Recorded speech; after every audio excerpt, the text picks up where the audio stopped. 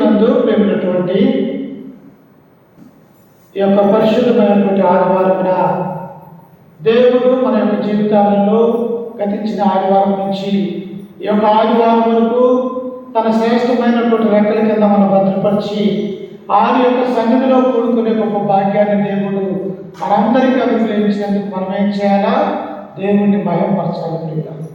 అందుకనే ప్రతి ఒక్క ఆదివారం కూడా దేవుని యొక్క సంఘముగా కూడుకొని మనమందరం కూడా దేవుణ్ణి స్తుతిస్తూ దేవుణ్ణి ఆరాధన చేస్తూ ఎల్లప్పుడూ కూడా గొప్ప క్రైస్తవులుగా దేవుని నమ్ముకున్నటువంటి బిడ్డలుగా మనమందరం కూడా ఆయన యొక్క సన్నిధానంలో ఉంటూ ఉన్నాం పిల్లలు. అందుకనే ఆరాధనలో మూడవ భాగమైనటువంటి దేవుని యొక్క వాక్యం ద్వారా మనము నేర్చుకోబోతూ ఉన్నాము. ఈ బైబిల్లో చూసినట్లయితే పిల్లగా అనేకమైనటువంటి భక్తుల యొక్క జీవితాలతో నిండి ఉన్నది. ఎలాగ నిండి ఉన్నదంట? భక్తుల యొక్క జీవితాలతో నిండి ఉన్నది పిల్లగా. ఎవరిని చూసి మనం నేర్చుకోవాలా, ఎవరిని చూసి నేర్చుకోకూడదు, దేనిని అనుసరించాలా, దేనిని అనుసరించకూడదు అన్నటువంటి విషయాలు కూడా దేవుడు తన యొక్క గ్రంథంలో మన కొరకు లిఖించినట్టుగా మనం చూస్తూ ఉన్నాం. అందుకనే ఈ మధ్యాహ్నకాల సమయంలో పరిశుద్ధ గ్రంథంలో నుంచి అపోస్తుల కార్యములు 10వ అధ్యాయము మొదటి నుంచి మనం చదువుకుంటూ ఉన్నప్పుడు ఇక్కడ ఒక గొప్ప కుటుంబం మనకు కనిపిస్తూ ఉన్నది.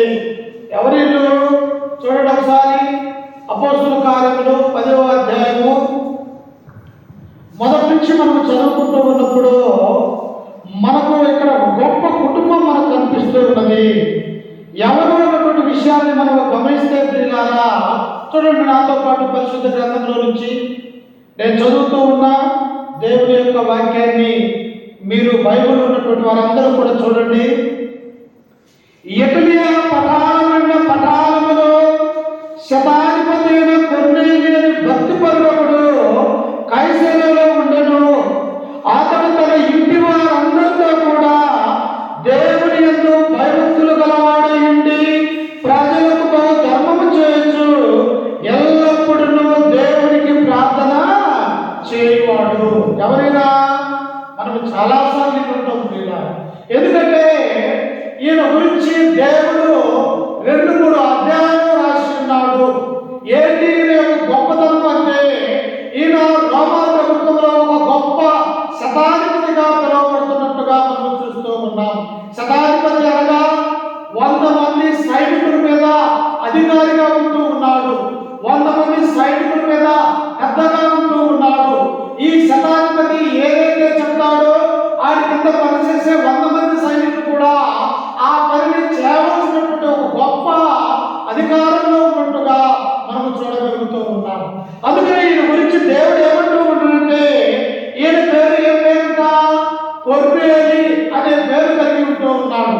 కొర్నేలి అనగా ఈయన పెద్ద తెల్లదొర, ఒక గొప్ప ఉన్నతమైనటువంటి ఉద్యోగంలో ఉండి ఒక దొరగా పిలువబడుతున్నటువంటి వాడిగా ఈ కొర్నేలిని మనం చూస్తూ ఉంటాం. అయితే ఈయన గురించి దేవుడు ఏమంటూ ఉంటాడంటే, ఇతను భక్తి పరుడు అని దేవుని యొక్క గ్రంథము మనకు సెలవిస్తూ ఉన్నది ప్రియులారా. ఎవరెందు భక్తి కలిగి ఉన్నాడు ఈయన? దేవుడు అంటే భయము, భక్తి, విశ్వాసము కలిగినటువంటి వాడిగా మనం చూస్తూ ఉన్నాం. వాస్తవంగా ఈయన ఎలాంటి వాడంటే అన్యుడుగా పిలువబడుతూ ఉన్నాడు. అన్యుడు అనగా దేవుని యొక్క ధర్మశాస్త్రం లేనటువంటి వాడు. దేవుని యొక్క 12 గోత్రాలకు సంబంధించినటువంటి ఇశ్రాయేలు యొక్క ప్రజలలో ఆ వంశంలో పుట్టినటువంటి వాడిగా అన్యుడు పిలువబడుతూ ఉంటారు ప్రియులారా. అంటే ఎవరైతే యాకోబుకు పుట్టినటువంటి 12 మంది కుమారులు ఉన్నారో వారు 12 మంది గోత్రకర్తలుగా ఉన్నారు. వారందరినీ కలిపి దేవుడు ఏమని పిలుస్తారంటే, ఇది నా సొత్తైనటువంటి ప్రజలు, నా కుమారుడు ఇశ్రాయేలు, నేను ఏర్పరచుకున్నటువంటి వాడు, నేను దీవించబడినటువంటి ఇశ్రాయేలు, నేను ఏర్పరచుకున్నటువంటి వంశము అని చెప్పేసి ఈ 12 మంది గోత్రకర్తలు తప్ప లోకంలో ఉన్నటువంటి వారు దేవుడికి ఆయన ప్రత్యేకమైనటువంటి జనాంగం. అందుకనే అలాంటి జనాంగంలో పుట్టినటువంటి వాడు ఎవరైనా అన్యుడు అనగా దేవుడిని ఎరగినటువంటి వాడు, దేవుని యొక్క ధర్మశాస్త్రం లేనటువంటి వాడు, దేవుని పదార్థాలు కలిగి లేనటువంటి వాడిని ఈ బైబిల్ ఏమని పిలుస్తూ ఉన్నదంటే, వీరు అన్యుడు అన్నటువంటి చేస్తున్నటువంటి విషయం గురించి మనం చూస్తూ ఉన్నాం. అయితే ఇట్టి దేవుని ఎరగనటువంటి వాడు, దేవుని యొక్క ధర్మశాస్త్రం తెలియనటువంటి వాడు, ఇట్టి ఉద్యోగం యొక్క శతాధిపతి ఎలా దేవుడి పట్ల విధేయత ఉన్నాడంటే అతని ఉద్యోగం ఎక్కడ అంటే యూదుల మధ్య చేస్తూ ఉన్నాడు. ఎక్కడ? యూదుల మధ్య చేస్తూ ఉన్నాడు. అందుకనే ఈ గ్రంథంలో గురించి ఏమన్నా చూడండి, అతడు తన ఇంటి వారందరితో కూడా దేవుని యందు భయభక్తులు గలవాడై ఉండి ప్రజలకు బహు ధర్మము చేయొచ్చు, ఎల్లప్పుడూ దేవునికి ప్రార్థన చేయవాడు. ఎల్లప్పుడూ కూడా తన యొక్క ఉద్యోగంలో ఉన్నప్పటికీ కూడా ఈ ఉద్యోగం కంటే కూడా నా దేవుని యందు నేను భయము, భక్తి, విశ్వాసము కలిగి ఉండాలి అని చెప్పేసి తన చుట్టుపక్కల ఉన్నటువంటి వారందరినీ కూడా పిలిపించుకొని ఆయన ప్రార్థన చేసేవాడిగా ఉంటూ ఉన్నాడు. ఎందుకు? నేను ఎలాగైతే నిజమైనటువంటి దేవుడిని కలిగి ఉన్నానో, నేను ఎలాగైతే దేవుడి భయం, భక్తి కలిగి ఉన్నారో, నాతో పాటు ఉన్నటువంటి వారు కూడా ఈ లోకాన్ని సృష్టించినటువంటి ఆ సృష్టికర్తను ఆయన ఎందుకు విశ్వాసం కలిగి ఉండాలని చెప్పేసి ఈ కొన్నేది భావించుకున్నటువంటి వాడిగా మనం చూస్తూ ఉన్నాం. అందుకని ఆనాడు శతాధిపతులు కూడా దేవుని యొక్క రాజ్యం కొరకు వెతికినటువంటి వారిలో మనం చూస్తాం. చూడండి నాతో పాటు పరిశుద్ధ గ్రంథంలో నుంచి మత్తయి సువార్త 27వ అధ్యాయము, మత్తయి సువార్త 27వ అధ్యాయము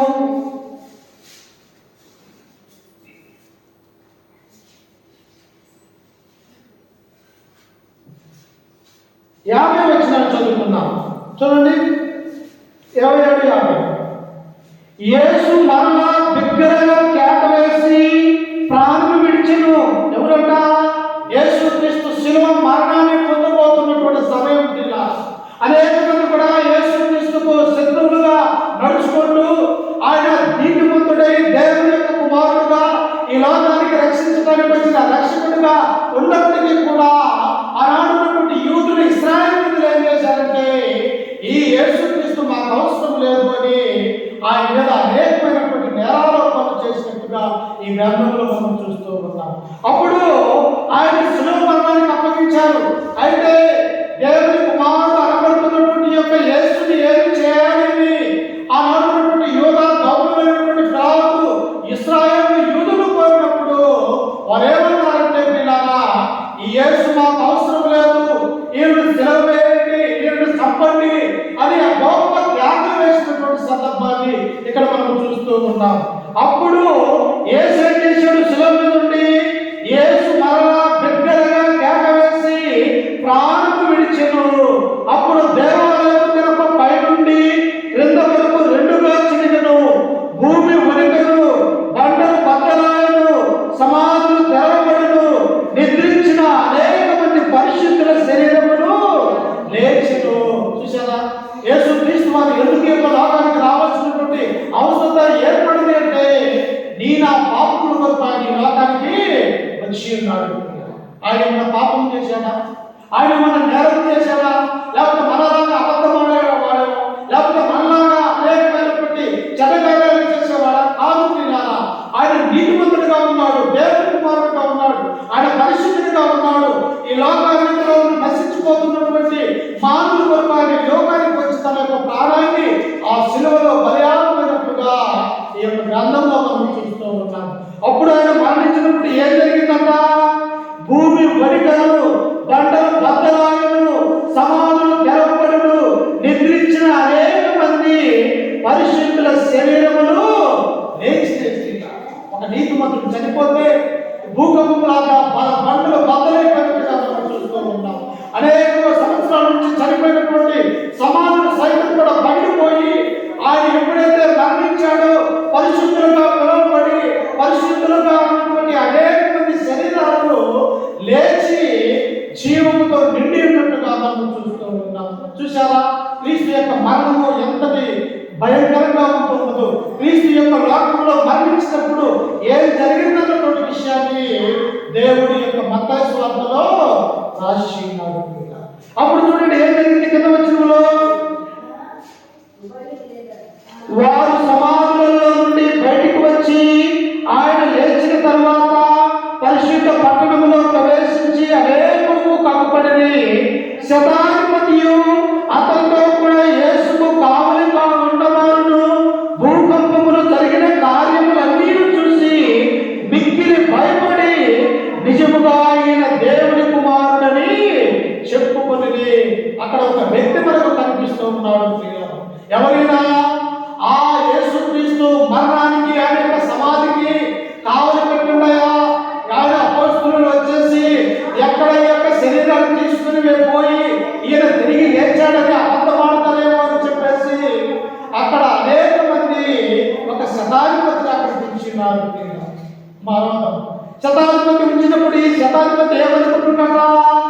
ఆ శతాధిపతి అతనితో కూడా యేసుకు కావలి ఉన్నవారును భూకంపములు జరిగిన కార్యములన్నీ చూసి భయపడి నిజముగా ఈయన దేవుని కుమారుడని చెప్పుకొని ఈ శతాధిపతి ఏం చేస్తున్నాడంటే, ఏంటి ఒక రక్షకుడైనా ఈయన దేవుని కుమారుడైతే తప్ప ఈయన మరణించితే బండలు బద్దలాయి భూకంపం కలిగినాయి, చనిపోయినటువంటి అనేక శవాలు పరిశుద్ధులు తిరిగి లేచారు, వారు తిరిగి యెరూషలేము యొక్క పట్టణానికి వెళ్ళిపోయారని ఆ శతాధిపతి చూసి తన మనసులో అనుకున్నాడంట. ఏమనుకుంటుందంటే, ఈయన నిజముగా నీతిమంతుడై ఉన్నాడు, ఈయన దేవుని కుమారుడుగా ఉన్నాడు కనుక ఇంటి కార్యాలు జరుగుతూ ఉన్నాయి.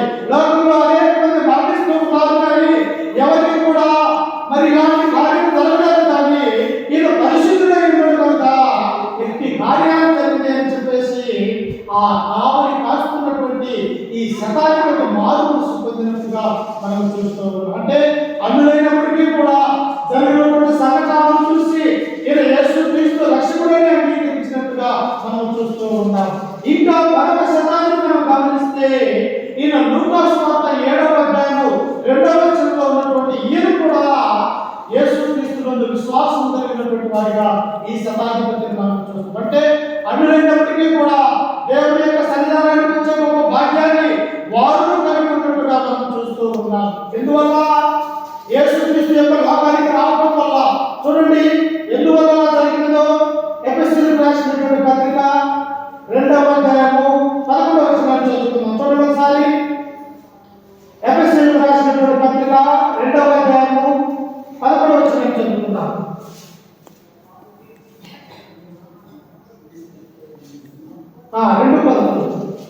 కాబట్టి మునుపు శరీర విషయంలో అన్ని జనులయుండి శరీరమందు చేతితో చేయబడిన సున్నతి గల వారు అనబడిన వారి చేత సున్నతి లేని వారను బట్ట మీరు అన్నాడు. ఎవరెవరికి ఇక్కడ రెండు వర్గాలు చేయాలి. ఇక్కడ ఒకరు చేసేమో సున్నతి సంబంధులు, సున్నతి ఎవరు చేయించుకున్నారు? దేవుడు అబ్రహాముతో నిబంధన చేసుకున్నాడు. ఇదిగో అబ్రహాము, నీవు నాతో పాటు నా యొక్క మాట విని నాతో పాటు నా యొక్క పిలుపుకు లోబడి నీవు ఉన్నట్లయితే ఇదిగో నిన్ను గొప్ప జన్మగా చేస్తాను, నీ సంతానాన్ని. అయితే నీకు నాకు ఒక నిబంధన లేకుండాలి. ఏంటి ఆ యొక్క నిబంధన అంటే, సున్నతి చేయించుకోవాలా. నీకు పుట్టినటువంటి ప్రతి కుమారుడు కూడా, నీ వంశంలో ఉన్నటువంటి ప్రతి వాడు కూడా నా యొక్క మనిషి కనుక ఆ నిబంధన ఏమిటంటే సున్నతి జరిగించుకోవాలని దేవుడు అబ్రహాముతో నిబంధన చేశాడు. మరి అన్నిజనులకు సున్నతి ఉన్నదా అంటే వారికి లేదు. అందుకని ఇక్కడ అపోస్తలుడు పౌలు అంటూ ఉన్నాడు, కాబట్టి మునుపు శరీర విషయములో అన్ని జనులయుండి శరీరమందు చేతితో చేయబడిన సున్నతి గలవారు అనబడిన వారి చేత సున్నతి లేని వారిని బట్ట మీరు. మాకు ఏమైనా దేవుడి యొక్క ఆశీర్వాదాలు ఉన్నాయి ఇశ్రాయేలు ప్రజలకి, దేవుడి యొక్క ఉద్దేశాలు ఉన్నాయి, దేవుడి యొక్క సంకల్పం ఉన్నది ఇశ్రాయేలుకి, దేవుడి యొక్క దీవెనలు ఉన్నాయి. కానాను దేశం అనే పౌలు ప్రవహించినటువంటి ఆ భూభాగాన్ని ఇశ్రాయేలు కొనడం కానీ అన్ని జనులకు లేవు అన్నటువంటి విషయాన్ని ఇక్కడ మనం గమనించాలి. అయితే దేవుడి యొక్క సంకల్పం, దేవుడి యొక్క ఉద్దేశం ఏమై ఉన్నదంటే యేసుక్రీస్తు యొక్క లోకానికి రావాలా, ఆయన తన పరిశుద్ధమైనటువంటి రక్తాన్ని ఆ కలవరిలో మన వరకు చిందించాలా, వారిరువురిని కూడా ఏకం చేయాలన్నటువంటి ఉద్దేశం కలిగి దేవుడి యొక్క లోకంలోకి శరీరధారిగా వచ్చి ఉన్నాడు. అందుకని ఇక్కడ 2వ వచనంలో అంటున్నాడు చూడండి, ఆ కాలములో ఇశ్రాయేలుతో సహపౌరులు కాక పరదేశులను వాగ్దాన నిబంధన లేని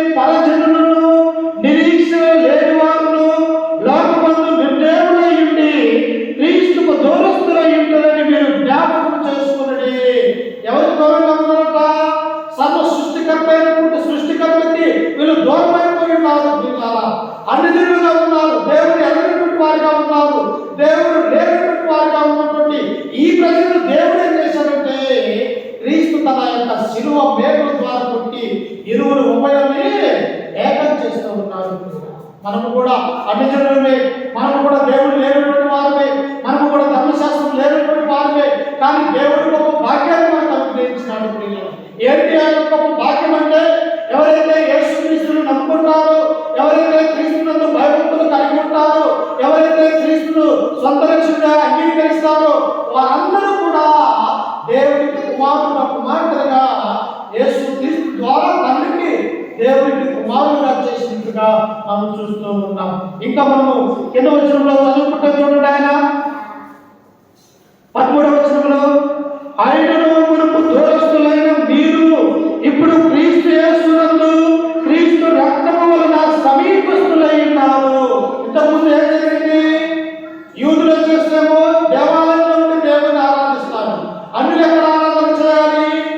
మందిరం బయట నిలబడి ఆరాధన చేయాలి. ఎందుకు? యెరూషలేము యొక్క దేవుని యొక్క మందిరానికి వస్తే వారు పాపులు, అన్యులు, దేవుడు లేనటువంటి వారు కనుక ఇశ్రాయేలీయులు అన్యుల్ని దగ్గరికి రానిచ్చేవారు కాదు.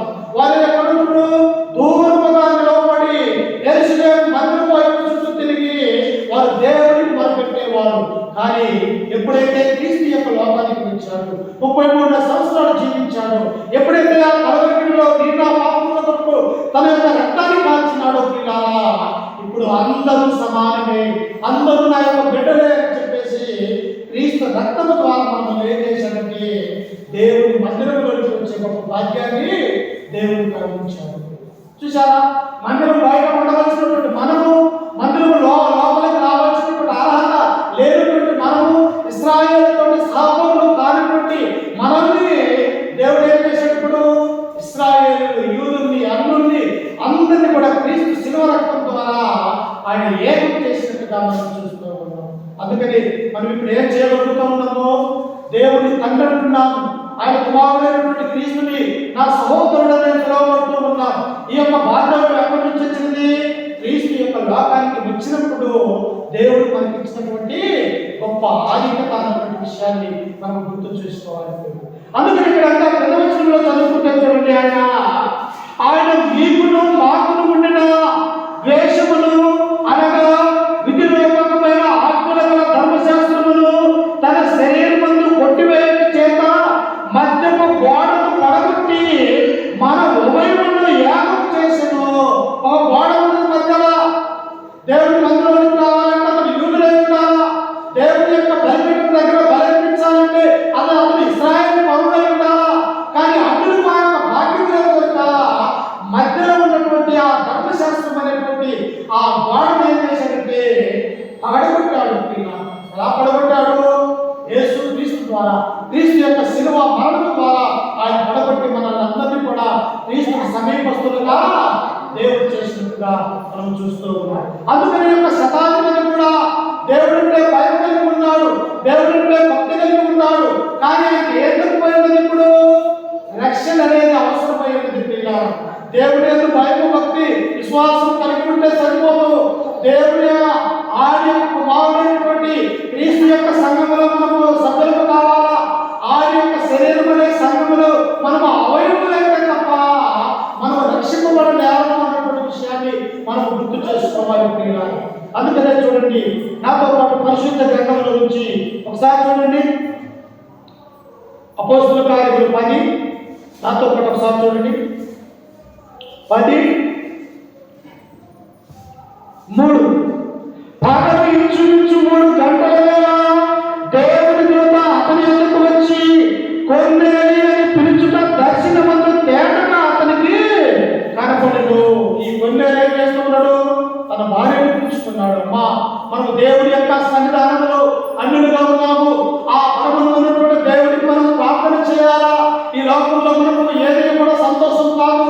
ఆయన యొక్క సన్నిధిలో ఉండటము, ఆయనకు మొరపెట్టడము, ఆయనకు ప్రార్థన చేయడం మనకు సంతోషం అని తన భార్యను పిలుచుకున్నాడు. తన పుట్టినటువంటి కుమార్తెను పిలుచుకొని ఆ మేడ మీదకి ఎక్కి ఆయన లోపల నుంచి పరమంలో ఉన్నటువంటి దేవుడికి ప్రార్థన చేస్తున్నాడు. ఆ ప్రార్థన చేసినప్పుడు ఏం జరిగినదమ్మా?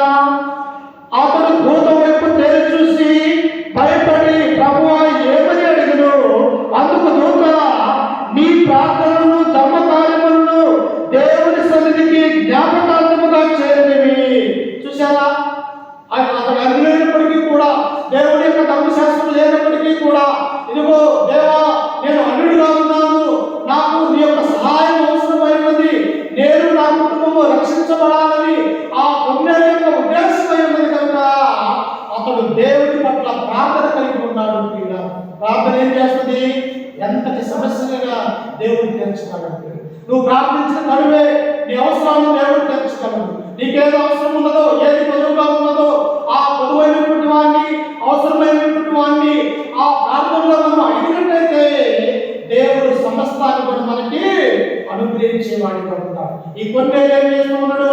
తన యొక్క భార్య, తన యొక్క కుమార్తెను తీసుకొని ఆ మేడకి ఎక్కి దేవునికి మొరపెడుతూ ఉన్నప్పుడు ఒక దూతను ఆయన దగ్గరకు పంపించాడు. కొన్నేలి అని ఎప్పుడైతే ఆ దూత కొన్నేలు పిలిచిందో ఆయన భయపడ్డాడు. ఏంటి, నా కుటుంబం తప్ప ఇక్కడ ఎవరూ లేదే, ఆకాశం వైపు నుంచి ఆ దేవదూత యొక్క మాటలు ఎక్కడి నుంచి వినబడుతూ ఉన్నది నాకు అని చెప్పేసి ఆయన భయపడినప్పుడు ప్రియులారా, మానవుల యొక్క జీవితం ఎలాంటిదో తెలుసా?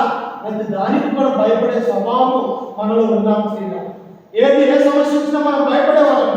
లేకపోతే మన యొక్క శరీరానికి అనారోగ్యం కలిగితే మనం భయపడతాం. ఎందుకో తెలుసా?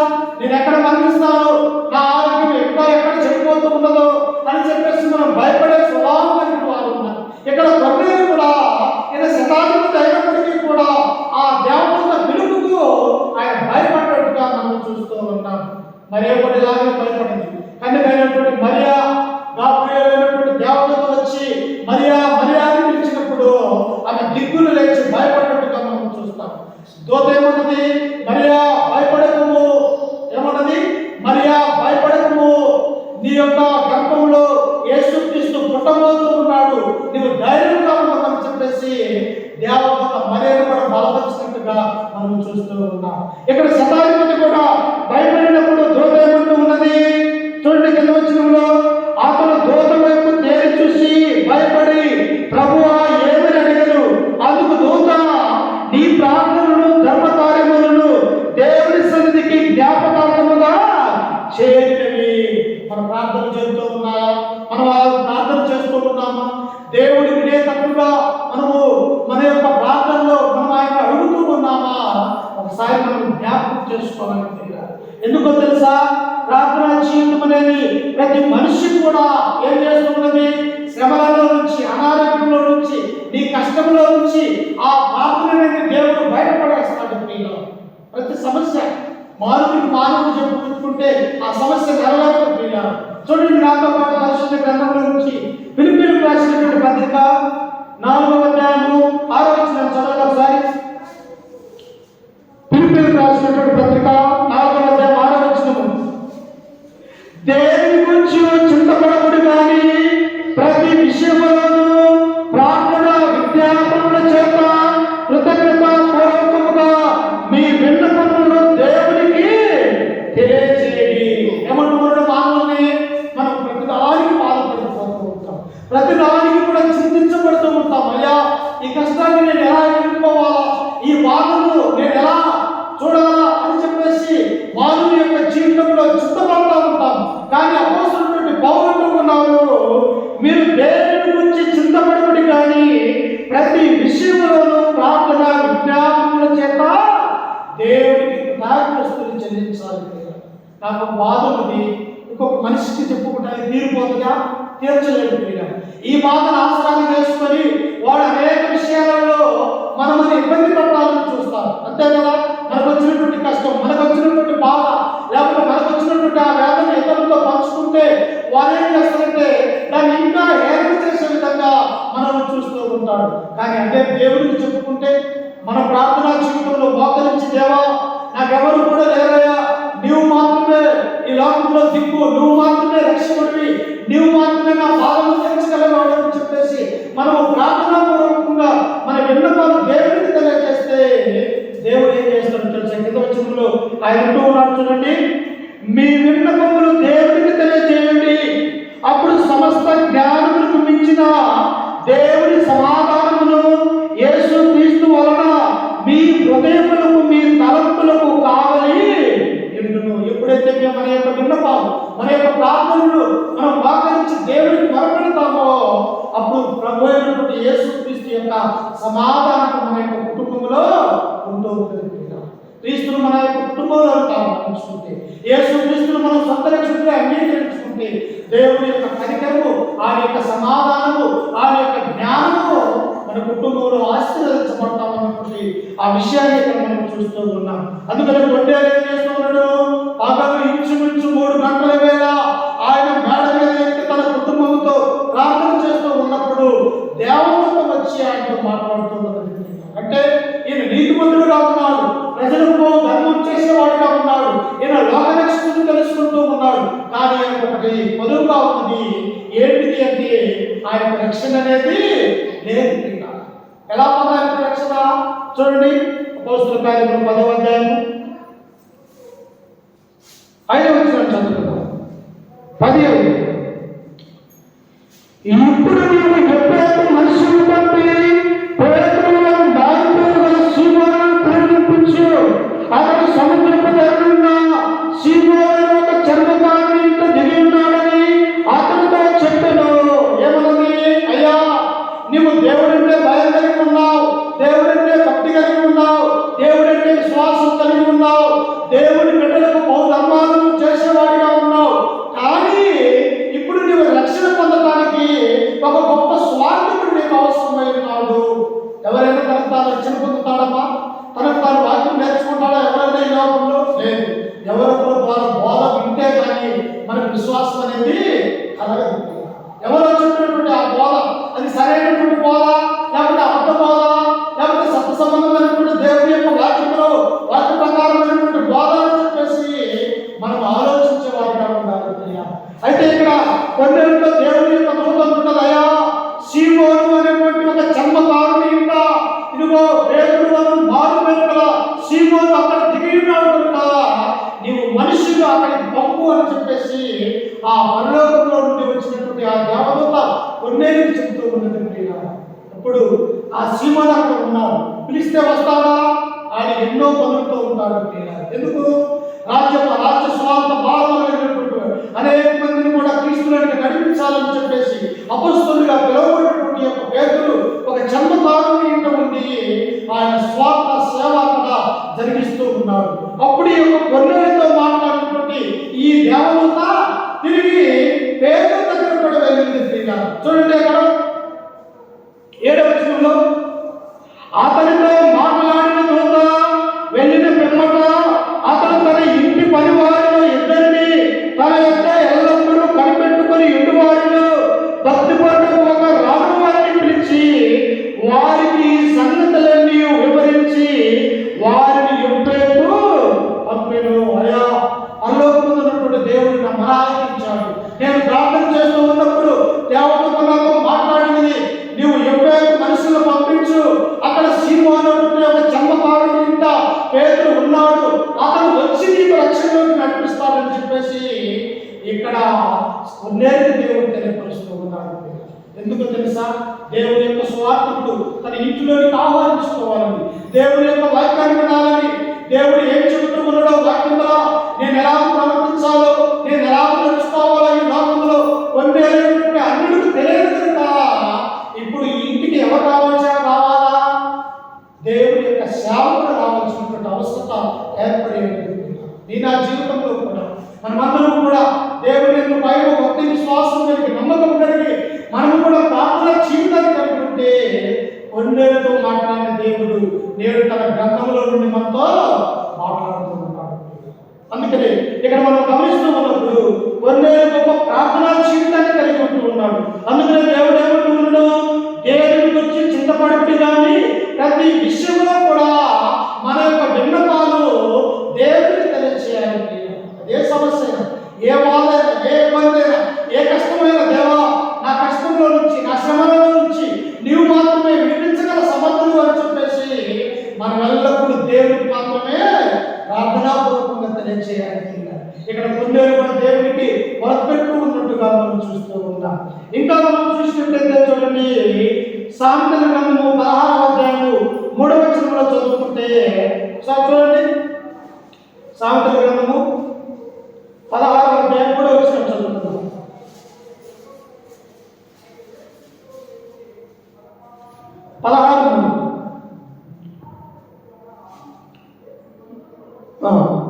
నీ పనుల భారము యెహోవా మీద నుంచుము, అప్పుడు నీ ఉద్దేశములు సఫలమగును. ఇదిగో ఈ రోజు నుంచి ఇక్కడ నుంచి నేను పని చేయబోతూ ఉన్నాను, లేకపోతే ఇక్కడ నుంచి వేరే ప్రాంతానికి నేను బ్రతకడానికి వెళ్తూ ఉన్నాను, లేకపోతే ఇక్కడ నుంచి దేవుని యొక్క స్వార్థ చేయడానికి ఏదో పట్టణానికి నేను వెళ్ళిపోతూ ఉన్నానని మన యొక్క పనుల భారాన్ని యెహోవా మీద ఉంచమంటూ ఉన్నాడు. ఎందుకో తెలుసా? ఆయన అన్ని భారాలు మోసేవాడు. మన పాపం అనే భారాన్ని మోసాడు. ఆ పాపం మన మీద లేకుండా చేశాడు. ఎవరైతే యేసు క్రీస్తునందు విశ్వాసం కలిగి ఉన్నారు, ఆయన యొక్క రక్తములు ఎవరైతే కడగబడుతూ ఉన్నారు, వారి యొక్క పాపాలన్నీ ఆ శిలువలో కలువరి గిన్నెలో ఆయన మేకం పెట్టినట్టుగా మనం చూస్తూ ఉన్నాం. ఇక్కడ కొన్ని కూడా రక్షణ పొందాలంటే పేద అవసరమై ఉన్నది. ఇక్కడ మాట్లాడినటువంటి దేవదూత ఆ పేద దగ్గర కూడా వెళ్ళి ఆయనతో మాట్లాడుతూ ఉన్నది. ఏమని మాట్లాడుతూ ఉన్నది చూడండి. తిరిగి అపోస్తల కార్యములు రండి. అపోస్తల కార్యములు 10వ అధ్యాయము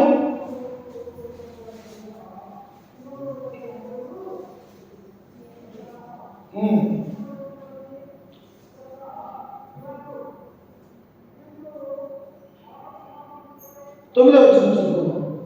మరునాడు వారు ప్రయాణమైపోయి పట్టణముకు సమీపించినప్పుడు పగలు ఇంచుమించు 12 గంటలకు పేతురు ప్రార్థన చేయటకు మిద్దె మీదకి ఎక్కను. కొన్నేరు ఎలాగైతే మిద్దె మీదకి ఎక్కి ప్రార్థన చేసిండో, ఆయన అపోస్తలుడైనటువంటి పేతురు కూడా మధ్యాహ్నం 12 గంటలకు ఆయన మిద్దె మీదకి ఎక్కి ప్రార్థన చేస్తూ ఉన్నాడు. యూదులకు రోజుకి ఎన్నిసార్లు ప్రార్థన చేస్తాం తెలుసా? 3 సార్లు. మనం ఎన్నిసార్లు చేస్తాము? తీరుకుంటే చేస్తాం, లేకపోతే మనము అసలు ప్రార్థన చేయలేదు. కానీ యూదులు ఎన్నిసార్లు చేస్తారో తెలుసు? దేవునికి 3 మార్లు దేవుడి రోజు కూడా దేవునికి ప్రార్థన చేశారు. ఇక్కడ పేతురు కూడా ఎప్పుడు ఎన్ని గంటలక? 12 గంటలకి, పగలు 12 గంటలకి పేతురు ప్రార్థన చేయటకు మిద్దె మీదకి ఎక్కెను. అతడు మిక్కిలి ఆకలిని భోజనము చేయవలెను. ఇంటి వారు సిద్ధము చేయుచుండగా అతడు పరవశుడై ఆకాశము తెరవబడుటయు 4 చెంగుల పట్టి దింపబడిన పెద్ద దుప్పటి వంటి ఒక విధమైన పాత్ర భూమి మీదకి దిగువచ్చుటయు చూసెను. ఈయన ఎలాగైతే కొండేరు ప్రార్థన చేస్తూ ఉన్నప్పుడు దేవదూతతో మాట్లాడినాడు, ఇక్కడ పేతురు కూడా మేడ మీదకి ప్రార్థన చేస్తూ ఉన్నప్పుడు దేవుడు ఒక దర్శనాన్ని ఇస్తూ ఉన్నాడు. 4 చెంగులు గల ఒక దుప్పట్లో చతుష్పా జంతువులు, అనగా ఈ లోకంలో ఉన్నటువంటి పాము, తేలు, లేకపోతే ప్రతి విధమైనటువంటి వస్తువులు ఆ దుప్పట్లో నుంచి ఈ పేతురు దర్శనాన్ని చూస్తూ ఉన్నాడు. ప్రియులారా, అప్పుడు ఆత్మ మనుషుడై ఉన్నాడు. ఆయన దేవుడితో మొరపెడుతూ ఉన్నాడు. అప్పుడు ఆ దుప్పటిలో అనేకమైనటువంటి చతుష్పా జంతువులు ఆయన కనిపించినప్పుడు దేవుడు అంటున్నాడు పరలోకములో, అయ్యా నీవు ఆకలితో ఉన్నావు కనుక ఆ దుప్పటిలో ఉన్నటువంటి ఆ చతుష్పా జంతువులు చంపుకొని నీవు తినమని చెప్పేసి పేతురుకు దేవదూత సెలవిస్తూ ఉన్నాడు. తింటాడా ఆయన తినగలుగుతాడా? ఎందుకంటే వారి యూదులు, వారు పందిని కానీ లేకపోతే వేరే చతుష్పా జంతువులు కలిగినటువంటి దేవుని కూడా ముట్టుకోవాలి. వారు ఎక్కడికైనా సంతకం వెళ్ళి తిరిగి ఇంటికి వస్తే ఏం చేస్తారంటే మొదటిగా కాలు పెట్టుకుంటారు, ఆ తర్వాత నీళ్లు తల మీద పోసుకుంటారు. ఎందుకో తెలుసా? వారి యొక్క నిష్ట కలిగినటువంటి దేవుడు ఇచ్చినటువంటి ధర్మశాస్త్రంలో ఉన్నటువంటి ప్రతి ఆజ్ఞను కూడా వారు నెరవేర్చే వారిగా ఉంటూ ఉంటారు. అందుకంటే ఇక్కడ పేతురు ఏమంటూ ఉన్నాడో చూడండి. అందులో భూమి యందు సకల మిగిలిన చతుష్పా జంతువులను, ప్రాకు పురుగులను, ఆకాశ పక్షులు ఉండెను. అప్పుడు పేతురు నీవు లేచి చంపుకొని తినమని ఒక శబ్దం అతనికి వినబడెను. అయితే పేతురు, వద్దు ప్రభువా, నిషిద్ధమైనది అపవిత్రమైనది ఏదైనా నేనెన్నడూ తినలేదని చెప్పగా, అంటే ఇంకా దేని మీద ఉన్నాడు? కేవలం యూదులు మాత్రమే రక్షణ పొందాలా, యూదా జాతి మాత్రమే సరిగా ఉండాలన్నటువంటి ఈ ఉద్దేశాన్ని కలిగి ఉన్నాడు. కానీ ఇదిగో కొంతకాలంలో, కొన్ని రోజులలో అన్యులు కూడా రక్షింపబడి సంఘములు చేర్చబడతారని ఆ ఉద్దేశం కలిగినటువంటి వాడుగా ఉంటారు. ఎందుకు? యూదులు మత ప్రవిష్టులుగా ఉంటారు. వారానికి 2 మాత్రం ఉపవాసం ఉంటారు. రోజుకు వచ్చేసి 3 సార్లు ప్రార్థన చేస్తారు.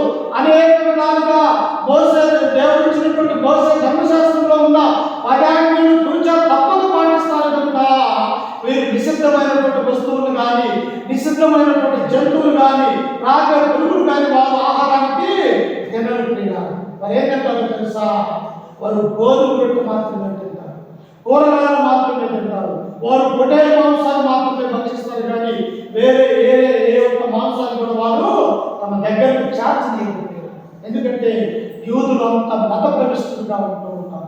అందుకనే దేవుడు అంటున్నాడు, అయ్యా ఈ చతుష్పా జంతువులో ఉన్నటువంటి ఒక పురుగుని బాబుని నువ్వు చంపుకొని తినచ్చు అంటే ఈయనంటున్నాడు నిషిద్ధమైన అపవిత్రమైనటువంటి ఎప్పుడన్నా నేను తిన్నానా లేవా అని తిరిగి దేవుడికే సమాధానం ఇస్తూ ఉన్నాడు. అంటే ఆ ఉద్దేశం ఏమైనది? యూదులను మాత్రమే స్వార్థ బోధించాలా, యూదులు మాత్రమే రక్షింపబడాలా అన్నటువంటి ఆ ఉద్దేశాన్ని దేవుడు తీసివేయడానికి ఈ విధమైనటువంటి దర్శనం చూపిస్తూ ఉన్నాడు. అప్పుడు చూడండి కింద వచ్చినప్పుడు ఆయన ఏమంటాడంటే, దేవుడు అపవిత్రము చేసినవి నీవు నిషిద్ధమైనవిగా ఎంచవద్దని మరలా రెండవ మారు ఆ శబ్దం అతనికి వినపడను. ఇలా ముమ్మారు జరిగిన వెంటనే ఆ పాత్ర ఆకాశముకు ఎత్తబడిను. ముమ్మారు జరిగినది. దేవతకి, దేవుడికి, పేరుకి అయ్యా చంపుకొని తినమని ఆయన అంటాడు. ఇదేమో నేను తినను అంటాడు. ఎందుకు తినము అంటే వాటిలో నిషిద్ధమైనటువంటి అపవిత్రమైనటువంటి ఆ జంతువులు బాగా పొందులు ఉంటాయి, నేను ఇలాంటి ముట్టుకొని అంటాడు. ఇప్పుడు అపవిత్రమైనటువంటి ఒక అన్యుడింట్లోకి ఆయన వెళ్ళాల్సి వచ్చింది. అన్నింటి ఎలా చూస్తుంది తెలుసా? అపవిత్రంగా, పరదేశిగా, అసలు తన ఇంటికి కూడా రాణించుకోవాలి యూదులు. ఇప్పుడు పేదలు ఎక్కడికి వెళ్ళాలి? ఏ అపవిత్రమైనటువంటి ఆ పుత్రులు ఉన్నాయో, ఏ అపవిత్రమైనటువంటి అన్యుడు ఉన్నాడో, ఇప్పుడు ఆ అన్యుడి ఇంట్లోకి దేవుడు అక్కడికి వెళ్ళాలని శ్రమిస్తూ ఉన్నాడు. చూడండి ఒక మాట అక్కడ చదువుకొని మనం ముగించుకుందాం. అదే అపోస్తలుల కార్యములు 10వ అధ్యాయము 21వ వచనం చదువుతాం. పేతురు ఆ మనుషుల యొద్దకు దిగి వచ్చి, ఇదిగో మీరు వెళ్తువాడను నేనే, మీరు వచ్చిన కారణం ఏమని అడిగాను. పంపించింది కదా, యొప్పేలో చర్మకారుని ఇంట సీమోని ఇంట పేతురునే మారుపేరులో సీమోను దిగి ఉన్నాడు. నీవు మనుషులను అక్కడ పంపుకొని కొన్నేళ్ళకి దేవదూత సెలవిచ్చాడు. వెంటనే కొన్నేళ్ళు ఏం చేసిండు? ఆ పేతురుని నా ఇంటికి తీసుకొని రండి కొంతమంది మనుషులను అక్కడ పంపించారు. వాళ్ళు ఎందుకు ఆడుతున్నారయ్యా? ఇక్కడ సీమోను వ్యక్తి ఎక్కడ ఉన్నాడు? ఆ వ్యక్తి మా శతాధిపతికి అవసరమైనది అన్నప్పుడు కొన్నేళ్ళు ఆ మేడ మీద నుంచి దిగి నేనే ఆ పేతురుని ఏం కావాలని మీరు అడిగినప్పుడు వరంటూ ఉన్నారు. కింద వచ్చినప్పుడు చూడండి, నేనే మీరు వచ్చిన కారణం ఏమని అడిగాను. అందుకు వారు నీతిమంతుడును, దేవునికి భయపడేవాడును, యూదా జనులందరి వలన మంచి పేరు పొందిన వాడనైనా శతాధిపతి కొన్నేళ్ళు ఒక మనుషుడున్నాడు. అతడు నిన్ను తన ఇంటికి పిలువనిపించి నీవు చెప్పు మాటలు వినవలనని పరిశుద్ధ దూత వల్ల బోధింపబడనని చెప్పిరి. అప్పుడు అతడు వారితో కూడా లోపలికి పిలిచి ఆతిథ్యం ఇచ్చాను. ఏం చేశాను? అయ్యా మేము ఎందుకు వచ్చామో తెలుసా? ఇదిగో కైసరేలో ఉన్నాడు ఒక వ్యక్తి, అతను శతాధిపతి, రోమా ప్రభుత్వంలో 100 మంది సైనికుల మీద అధిపతిగా ఉన్నాడు. అతను మమ్మల్ని పంపించాడు, నిన్ను తీసుకుని రమ్మని అన్నాడు. ఇప్పుడు వెళ్ళాలా వద్దా? పేతురు వెళ్ళకపోతేనేమో దేవుడు అక్కడ చూపించాడు చతుష్పాజంతుడు. ఖచ్చితంగా వెళ్ళాలా, ఏది కూడా నిషిద్ధం కాదు. అందరూ సమానమే, అన్యుడు లేదు, గీకుడు లేదు, అలాగే యూదుడు లేదు, ఏ భేదము లేదు. క్రీస్తు రక్తంలో అందరూ ఒకటి ఉన్నటువంటి భావం కలిగి ఉండాలని ఇప్పుడు పేతురు వారితో కూడా ప్రయాణం వెళ్తూ ఉన్నారు. చూడండి అప్పుడు వెళ్ళినప్పుడు ఏం చేశారంటే 23వ వచనం చదువుకుందాం. చూడండి, మరునాడు అతను లేచి వారితో కూడా బయలుదేరను. యొప్పేవారైన కొందరు సహోదరులను వారితో కూడా వెళ్ళి మరునాడు వారు కైసరేలో ప్రవేశించింది. అప్పుడు కొర్నేలి తన బంధువులను, ముఖ్య స్నేహితులను పిలిపించి వారి కొరకు కనిపెట్టుకొని, నేను చూసారా 3 రోజులు ఈ యొక్క స్వార్థ పథకంలో జరుగుతుంది. ఎలా జరుగుతుంది? ఈ యొక్క కొన్నేళ్ళు తన బంధువుల్ని, రక్త సంబంధికుల్ని, తన స్నేహితుల్ని అనేక మందిని కూడా తన ఇంటిలోకి ఆహ్వానించుకున్నాడు. ఎందుకో తెలుసా? ఇదిగో రేపటి విధంగా ఇదిగో అపోస్తలుడైనటువంటి పేతురు మన ఇంటికి రాబోతూ ఉన్నాడు. ఆయన చెప్పే మాటలు మనం వినాలా, ఆయన చెప్పే మాటలు బట్టే దేవుడు మనకు రక్షణిస్తాడు. కనుక తన ఇంటి వారందరితో కూడా బంధువులతో, రక్త సంబంధితులతో, పేదలతో ఎదురు చూస్తూ ఉన్నారు. ఈనాడు అలా ఎదురు చూసేవాళ్ళు ఉన్నారా? దేవుని యొక్క వాక్యం అసలు వినేవాళ్ళు ఉన్నారా? ఒకసారి ఆలోచన చేయండి. అప్పుడు చూడండి కింద వచ్చిన మనం చదువుకుంటే, పేతురు లోపలికి రాగా కొన్నేళ్ళు అతన్ని ఎదుర్కొని అతని పాదముల మీద పడి నమస్కారం చేసెను. ఈయన ఉద్యోగం ఎంత, ఈయన ఉద్యోగం ఎంత చెప్పటమ్మా. 100 మంది అధికారులు నేను పెద్ద. ఈయన పేరు ఎలాంటి వాడు? చేపలు పెట్టే జాలు, చేపలు పెట్టేవాడు, ఆ చదువు లేనటువంటి వాడు, అలాగనే ఏమి తెలియనటువంటి వాడు. కానీ చదువుకున్నటువంటి ఈయన శతాధిపతిగా రోమా ప్రభుత్వంలో ఉద్యోగం చేస్తున్న ఈయన ఒక సామాన్యమైనటువంటి చేపలు పెట్టే జాలని తన ఇంటిలోనికి వస్తే ఆయన పాదములు నిలబెట్టబడి. ఎందుకు పడటో తెలుసా? దేవుడి యొక్క వాక్యాన్ని బోధించే బోధకుల యొక్క పాదాలు ఎంతో సుందరమైన దేవుడు. ఎవరి పాదాలు? ఈ దేవుడి యొక్క వాక్యాన్ని బోధించే బోధకుల పాదాలు సుందరమైన దేవుడి యొక్క పాదాలు. అందుకని ఇక్కడ ఎప్పుడైతే పాదాల మీద పడ్డాడో చూడండి, పేతురు లోపలికి రాగా కొర్నేలి అతని ఎదుర్కొని అతని పాదముల మీద పడి నమస్కారం చేసాడు. అందుకు పేతురు, నీవు లేచి నిలువు, నేను కూడా నరుణ్ణి అని చెప్పి అతన్ని లేవనెత్తి అతనితో మాట్లాడుచు లోపలికి వచ్చి అనేకులు కూడినట్టు చూసేదో ఆశ్చర్యపోతున్నాడు. ఏంటి? కొన్నేళ్ళని పిలుచుకొని వచ్చాడు, కానీ ఈ కొన్నేళ్ళలో అనేక మంది కూడా ఎందుకు కూడి ఉన్నారు అని చెప్పేసి ఈ పేతురు ఆశ్చర్యపోతున్నాడు. మనం కూడా మన యొక్క స్నేహితులు, మన భర్త, మన యొక్క పిల్లలు, మన కుమార్తెలు, మన స్నేహితులు, మన బంధువులు, మన సంఘంలో ఉన్న అనేక మంది కూడా ఎలా చేయాలంటే మనము అనేకులకు వాక్యం చెప్పేవాడుగా ఉండాలి.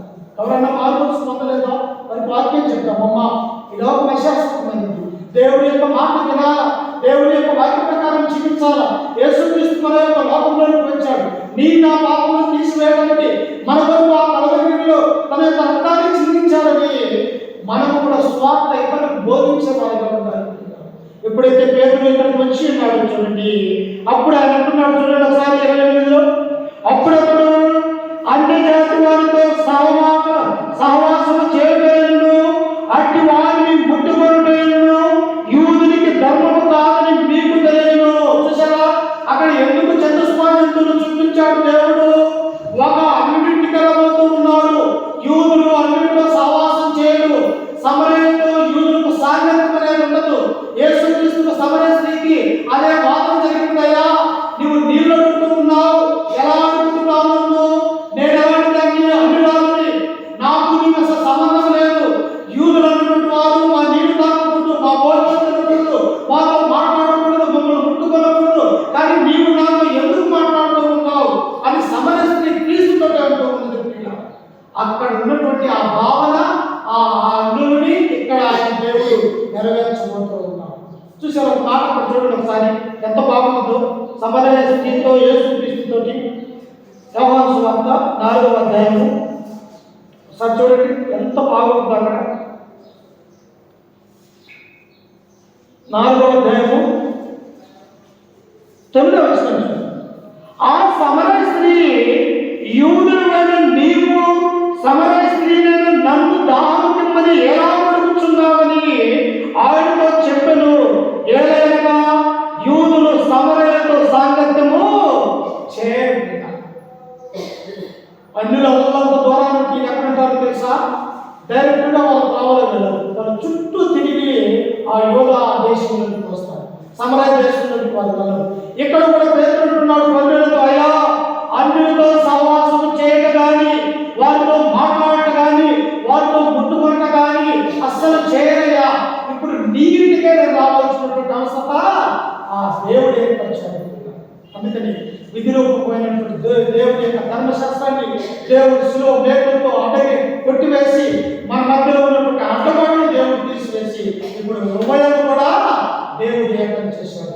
ఇప్పుడు కొన్నేళ్ళు కూడా రక్షణ పొందబోతూ ఉన్నాడు. చూడండి, ముట్టుకొనుటను యూదులకు ధర్మము కాదని మీకు తెలియదు, అయితే ఏ మనుష్యుడును నిషేధింపదగిన వాడైనను అపవిత్రుడైనను చెప్పకూడదని దేవుడు నాకు చూపించి ఉన్నాడు. ఎవరు చూపించారంటమ్మా? ఈయనతో మాట్లాడిన దేవదూతే పేతురుతో మాట్లాడారు, పేతురుతో మాట్లాడిన దేవదూత కొన్నేళ్ళతో మాట్లాడారు. ఇప్పుడు ఇరువురిని కూడా దేవుడు ఒక ఇంటిలో దేవుడు ఉన్నారు.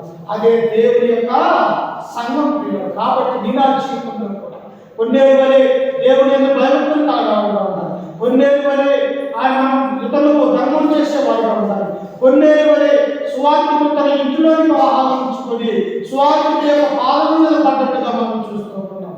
నీ ఎలాగైతే కొన్నేళ్ళ కుటుంబం రక్షింపబడదు, దీని ఆ కుటుంబాలు ఇంకా రక్షింపబడకపోతే దేవుని యొక్క వాక్యం విందాం, వాక్య ప్రకారం జీవించి వాక్య ప్రకారం ప్రవర్తించాలని చెప్పేసి ఈ వాక్యం దాన్ని మిమ్మల్ని హెచ్చరిస్తూ ఈ మాటలు నన్ను నేను కూడా హెచ్చరిక చేసుకుంటూ ఓపికతో మీ అందరికీ మన రక్షకుడు ప్రభు అయిన యేసుక్రీస్తు నామమున వందనాలు తెలియజేస్తూ ఈ వాక్యాన్ని ముగించుకుంటూ ఉన్నాను. చిన్న ప్రార్థన చేసుకొని ఆ తదుపరి ఆరాధన కార్యక్రమాన్ని నిర్వహించుకుందాం. ప్రార్థన. సరాసులకు కారణాభూతులైన మా ప్రియ పరలోకపు తండ్రి, నిఘనమైన అత్యున్నతమైన నామానికి వందనాలు స్తోత్రములు తండ్రి. గడిచిన కాలం అంతయు గడిచిన దినములన్నీ కాచి కాపాడి మా యొక్క జీవితంలో తండ్రి మరి శ్రేష్టమైనటువంటి ప్రభు దినాన సంగముగా సంపూర్ణుని తండ్రి ఇప్పటి వరకు ప్రార్థన ద్వారా, పాటల ద్వారా, వాక్యం ద్వారా